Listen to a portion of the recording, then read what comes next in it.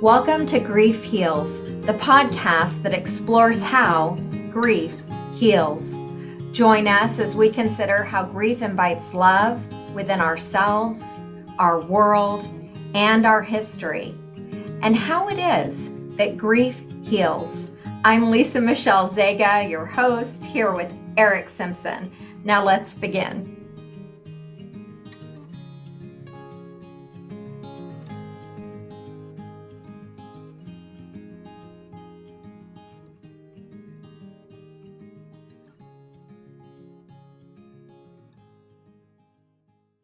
Hey Lisa, how's it going? It's going good. I'm glad to be here with you this morning. It's our very first episode. I know. I'm so excited to see where it goes and what evolves, right? To be able to look back at this and one day. I thought we'd just start if you could tell us a little bit about yourself. My name's Lisa Michelle. I am 53 years old. I was working as a coach while I was married, and then I divorced after 23 years of marriage, and I lost contact with my kids and later buried a fiance, and just a whole host of things have led me on a journey of grief and love and understanding their interconnectedness. And now I would say I work as a guide around grief and love, and grief has become a passion of mine for all that it has given me. Well, I guess the conceit or the idea behind this podcast is in the title, which is Grief Heals. So Yeah. I thought we'd start out in this first episode just kind of defining what grief is. And since you work Yeah. with people who are grieving and grief has become something significant to you, maybe you could give me a preliminary definition. I think the most basic definition is it's a natural response to loss.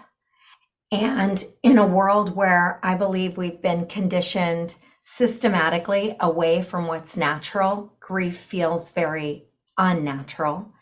And maybe that's partly in response to nothing feels as it was when we're grieving. Yeah, I think I can say that. And there's levels to our experience of grief, but it's Grief, very natural. grief is sort of it's a natural change in your consciousness in a way. Is that what you're saying? Things are. Yeah, like and even in our physiology, I mean, Mhm. people will either sometimes not lose an appetite, right? Or not be able to sleep, or that even the body does not feel familiar oftentimes, depending on depending on the experience of grief. And so it can feel really, really scary, like Mhm. any change does. And and it's an invitation to like a completely new experience of ourselves, and a place where I think it's an invitation to bring love in to the places that have maybe been denied love, that very much need love. Grief begets grief. Like, so in other words, whatever I'm holding that I have not been with also arises in these changes. And I'm using grief here, I think, in two different ways, like grief as the response and grief as what's happening. But I'd like to stick with more grief as the response. And I think that any response to wounding, like that, let me say it this way, love is what wounds need to heal, right? Like, even if there's a physical wound, there's a nurturing that wound needs. And it's not just the application of whatever medicinal tending, it's also the way in which that application happens. Grief needs tending to, nurturing in a place where it feels very unnatural. We often condemn ourselves for our suffering. So the places that need the most love, the most nurturing, the most compassion, if you listen, you will hear people apologize for their tears. You will probably hear yourself do it. It is so normal in our abnormal society to act like there is something wrong Mhm. when we are in pain, that we ourselves are wrong, not that we're responding to something that feels very wrong. You're saying that grief is an invitation. And I think most people would just see grief when they're experiencing it. It certainly doesn't feel like an invitation to anything, Mhm. possibly sadness, despair. It's surrounding loss. And so that loss is the central aspect of the experience of grief.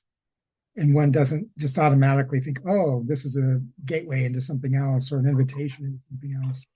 When you are recovering from grief, most people just think of it as you were normal, you had this episode of loss, which causes you to grieve, and then you just want to get over that grief and go back to normal again. But you seem to be saying that there's more to it than that, that it's a transformative experience. And as you were saying, in our culture, especially depending on where you are at, but just overall in our culture, we're supposed to be happy, and we have all these consumer visions that are supposed to propel us into happiness and success. And it's abnormal in that context to express any kind of unhappiness or grief. It's expected when you have an event of loss, especially the death of a loved one or something like that. But even that seems to be curtailed. People want you to get over it quickly. Right away. Right. Yeah. I found out about Chip's death, And Chip is the like he was my fiance. fiance, but I found out like say 1 in the morning. Mm-hmm. Um, that day, like later, like say by 10 o'clock that morning, I was being told not to worry. I would meet someone new. I was young. Wow. I just want to underscore what you're saying, that it is so pervasive in our culture that you need to just get past this so we can have our Lisa back, that Right. they will say anything. And so not only does the individual feel like, hey, I've got to get back to this elusive normal, which I'm going to say has often been abnormal to begin with because we've been conditioned, like what you were saying, in this consumer society that just is happy clappy. And grief actually becomes, it thrusts us into a more normal response initially. Like by normal, let me use this word instead, authentic, like genuine. Mhm. We don't have, it's like the mask comes off in the devastation. And then the efforting becomes, let me get that back together so that I can feel like myself again and other people can feel like they get to be with me again and I can be safely reoriented back to the tribe. Mhm. So that, Grief has this way of saying, hey, but before even going there, Eric, I do want to say when people initially come to me, oftentimes they really do not think they will ever feel like themselves again, and really don't even think they could possibly be able to enjoy life again. And yet what happens is there's this beauty in life, right? So they might see a sunset. I was actually talking to someone this week and she said, yeah, after my friend died, I'm looking at this beautiful sunset, and there's part of me that feels like I am not allowed to see that beauty again. mhm. There's this guilt. So there's these things that stick to our grief, Mhm. that compound our suffering, that are not, they are not the clean, clear water of grief. They are add ons. Yeah, I can relate to that. I can remember one time when I was grieving because of a divorce, and there was a lot of guilt surrounding the divorce. And I remember being in taking in all the beauty of the natural world, but feeling like it wasn't for me. That the beauty of the natural world was itself judging me. That's how Mm. kind of all encompassing the guilt was in my grief. Yeah, I'm just having a real response to that. There's part of me because I believe that the beauty in the natural world is part of what is holding us in our grief. and is part of what is bringing love to the source of our pain to hold us close. Mm-hmm. And you and I share a religious background that's similar. And I think part of what your story evoked in me is this sense of judgment, this sense of goodness being there to condemn what's not good in me. Mm-hmm. And so that's how it just felt really personal when you were talking about it of Eric, I felt angry and sad at the same time. Like I want to stand up and say, no, love is here to love us, not to judge us. Love is here because we need love, and love heals. Right. And I really think that it's like, I think the way that I have come to understand my own grief is when my heart is breaking, that is exactly where love needs to get in. So it could sound like I'm saying, oh, grief is transformative. Let's plug it into our self-development. Hoorah, another consumeristic. That is not what I'm saying. I'm not using healing and self-development synonymously. Mm-hmm. I'm not talking about becoming better and better and better. I'm actually, if anything, saying, hey, sometimes it's becoming less and less and less, but it's this idea of realness. Mm-hmm. And grief invites me into my humanity and says it's okay not to be okay. You actually don't need to slap a sticker smile on your face to be okay and to fit in. You actually are allowed to be human with the complexity of the human experience and be loved right there. Like there is nothing wrong with you. It's the Velveteen Rabbit has become near and dear to my heart. I think just as a personal part of my story, I have a lot of natural energy. I am outgoing. I have like a success orientation. And there's been this subtle sense within me that I am not real. Mm-hmm. And that is terrifying. Grief, for me, helped me engage the rawness, the vulnerability, what felt very real. And I feel like it's my Velveteen Rabbit experience. Like I'm real. I'm real. I can play with the other bunnies. I don't I don't really know the story of the Velveteen. Oh, well, let's just say, to very brief, a stuffed animal is loved in such a way Mm, that this stuffed bunny becomes a real bunny okay. Okay. and can go be in nature So you with felt like the real. stuffed bunny.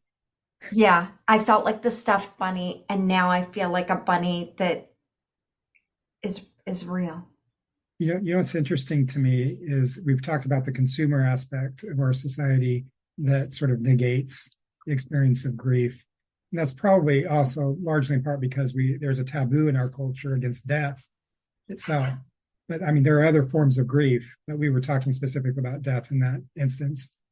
But we also, our society also denies any kind of loss. If you experience loss, some people would say you're just a loser, and you get Well, blamed for it, even by our society. But not only that, but you mentioned that we both come from a Christian religious background. In that kind of context, there's something else at play, I think, which is the idea that if you're, especially in evangelical circles, you're in the right relationship with God and walking with Jesus, then you shouldn't have to feel, why you should get over it. If you lost somebody to death, they're in heaven. If you're going through trouble, well, there's nothing God will put you through that you can't handle. So there's that aspect as well for people who are in that kind of situation.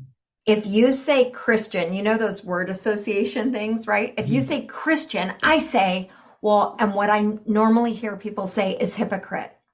Right. One of the things that I've been considering is, are Christians experienced as inauthentic precisely because of the aversion to suffering when the one that is worshiped is the Mhm. suffering servant, the one acquainted with sorrows. And in our efforts to be rescued from sorrows in such a way that we're not meant to feel them, if it actually creates an inauthentic experience, so we're out there trying to believe our way into the real, right? And then it's like, dude, you are not even connected. You just want me to have a belief system. I'm thinking of somebody that I might be talking to or sharing with. Right. And I can honestly say, Eric, in my own experience, I was so far removed from my suffering before coming into the church. The church helped me do that by leagues. Like they gave me the tools to Mhm. move away from myself, the knowledge base, the scripture base, and it was used in such a way that after being in the church for 30 plus years and then ending a marriage of 23 years, Mhm. it was it was such a gift.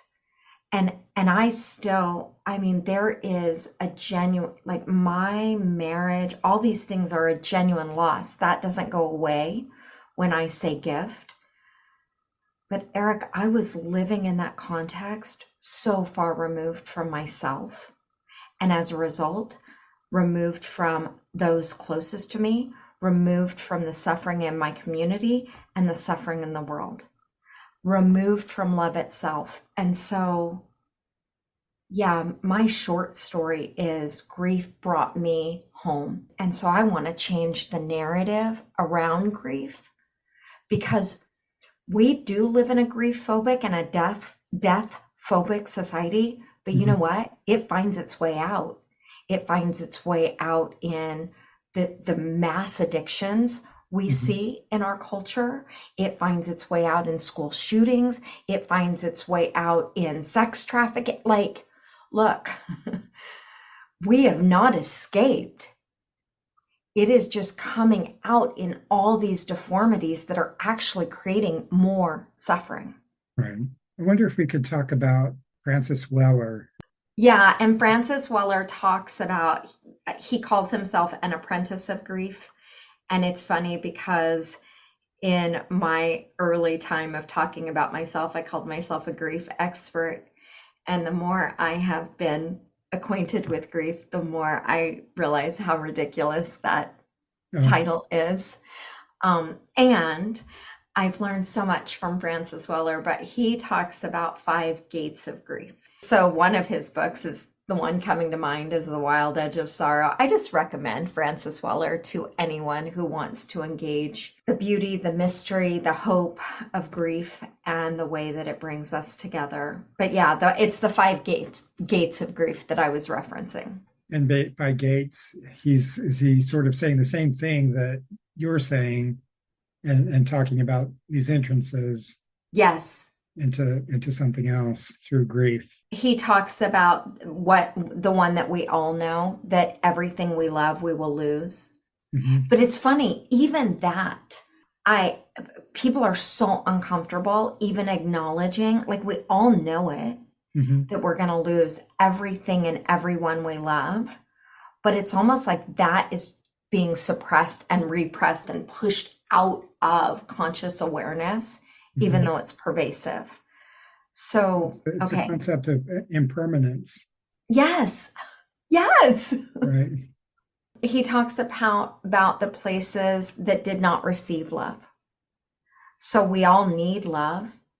Hmm. Everything and everyone needs love. They even did a study on plants that were, you know, I don't want to get it mistaken, but let's just say the plants that were ignored fared worse than those that were talked ill to, right? And it's like, oh my goodness. So these places that have been ignored and denied love that very much need love, Hmm. right? Just something so simple, Eric. I and our listeners might notice I'm very loud. Do you know that that loud girl did not get love? She constantly got told to talk quieter, whether it was in school, at home, wherever. You're too loud. Hmm. Well, you know what? The loud one needs love. The sorrows of our world. That's another gate that Francis Weller talks about. I mean, that's kind of interesting because the sorrows of the world would include some of the consequences that we experience when people repress or ignore or don't go through grief Yes. appropriately. And so, but they could be natural, like a natural disaster or wildfire, Yeah. but it could also be war and Yes. all of the types of things that we see every day in the headlines. I took a training last night for recognizing around sex trafficking or human trafficking, and then recognizing signs, right, of first vulnerabilities of someone that might be trafficked, and then also indicators. What was so fascinating is that it was it wasn't just like one profile in terms of the traffickers, but there was a common denominator, and that was their own abuse. Right. That to me is what we're talking about when we have no place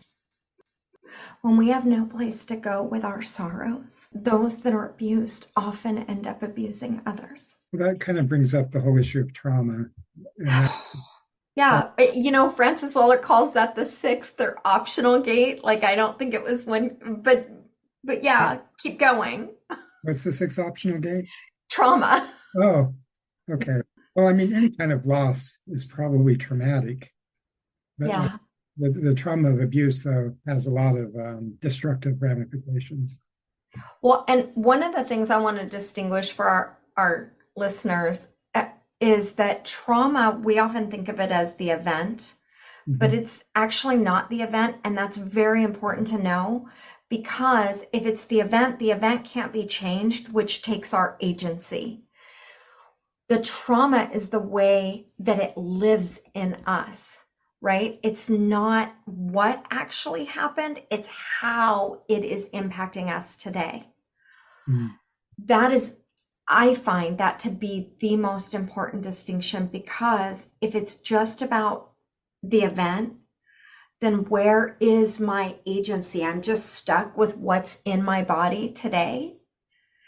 And what's in me today needs so much love and nurturing to heal. I think that's the same with grief, the same with trauma. It's like we need connection, we need love, we need attention, we need to be with what is and what has been without judgment, right?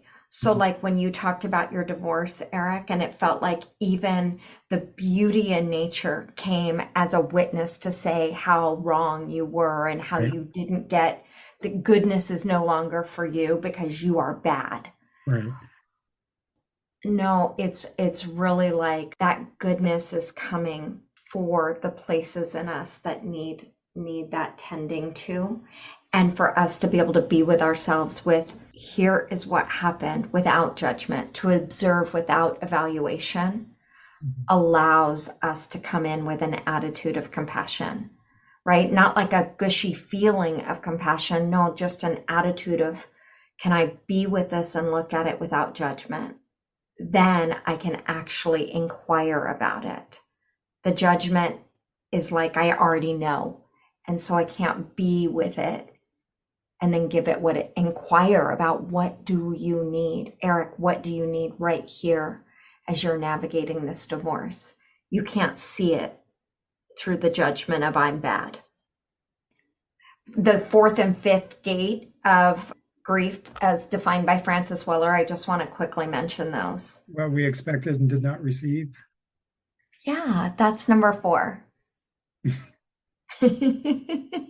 And then the ancestral grief that like what what what continues to move down the generations, or what's unacknowledged as the culture. Like just think of indigenous communities, or think of slavery, or think of like we just move on as though people did not experience violent suffering, Right, right. and then the ancestors continue to carry it.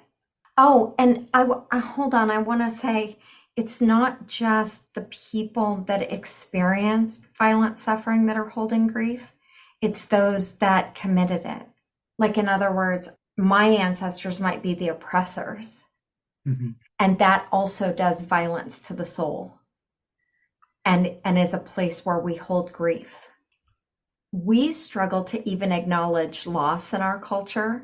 And I'm Mm-hmm. just going to say really quickly that that's one of the reasons when we are experiencing what some of us call big G grief, i.e., death, Mm-hmm. it feels even more. Everything that we've been carrying that's been unacknowledged gets muddled all together with that.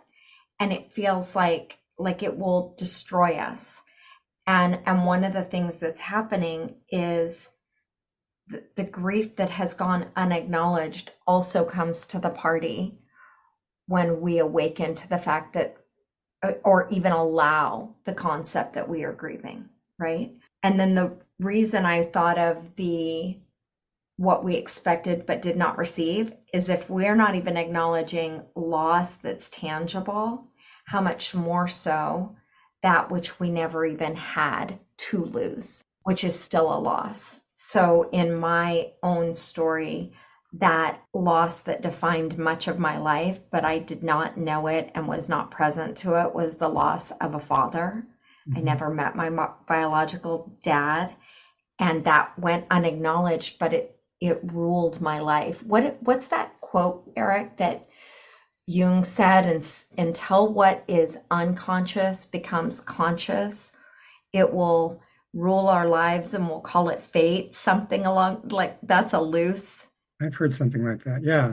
Yeah. The whole goal of Jungian individuation is to bring into consciousness those unconscious aspects of ourself that have a deep influence on what we experience and our behaviors. I'm going to use a word that I try not to use very often, but I'm going to say always. Fresh grief is always bringing with it unprocessed grief, unmetabolized grief, Mm-hmm. ignored grief.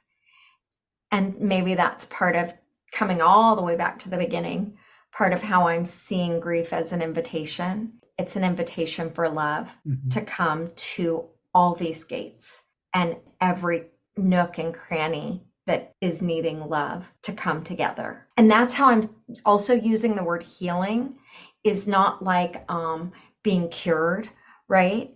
Right. It's more like the idea of being integrated into our wholeness. I'm thinking that and this isn't original to me, but it's the way it's held in my brain and body, is like we are fractured from ourselves, fractured and fragmented from one another and from the world at large. And it's like coming back together. The fault lines are still visible, Mm-hmm. and yet there's an integration where I feel, not only do I today feel real, but I feel more whole. And that wholeness can be is also the way that Jung, who we just mentioned, describes the person who has been individuated as having those unconscious aspects and the conscious aspects. And grief can be a vehicle for that kind of integration. I just, yes, that is my experience. And that's why I'm able to sit with people that are experiencing the most devastating loss. And I recognize that I'm sitting in the rubble with them. Mm-hmm. The loss is devastating. I am not afraid of the devastation because I also know that we're all connected. Like, I'm experiencing more than I ever have my connection to all, to all that is living, past, present, future, whatever that is. And so I know that my healing is your healing and your healing is my healing. So that anchors me to sit in devastation. Can you talk a little bit about, because it's a little bit abstract as to how grief, and especially if someone hears this who's like grieving right now, you say, well, grief is an invitation to love and an invitation to healing. Can you like give at least, you don't have to give an exhaustive response, but just give an indication of how this looks practically? Yeah. So the most basic thought that's coming to my mind is if someone that you love is suffering and Mm-hmm. you weren't trying to advise them or fix them or save them, Mm-hmm. what would you do? So the image in my head is I might sit next to them close enough that the energy of my body is felt. If they wanted to be held, I would put my arm around them or hold a hand, and I would just be there. Mm-hmm. We are made for this integrate. I believe we are made by love, for love, and unto love. And that healing is almost like it doesn't need to be efforted toward. Our body wants to heal, wants to orient. So if we are able to be with ourselves and with one another in this kind of way of being there and knowing that it's okay not to be okay. When I look at there's an image of a tree behind me that shows all four seasons, right? When I look at the way nature progresses, it and even what happens underground in the dormancy of winter and the new life that comes in spring, there's a rhythm of living. So I don't need to deny that the leaves are falling off or that the snow is coming, that all the leaves are gone, that, right? And something is happening mysteriously. So I can just be with and observe without judgment, the way that I would want to be with a friend. I think that we have a lot to look forward to in discussing, and grief in the way that grief is an invitation to healing and wholeness. So thanks. Thank you.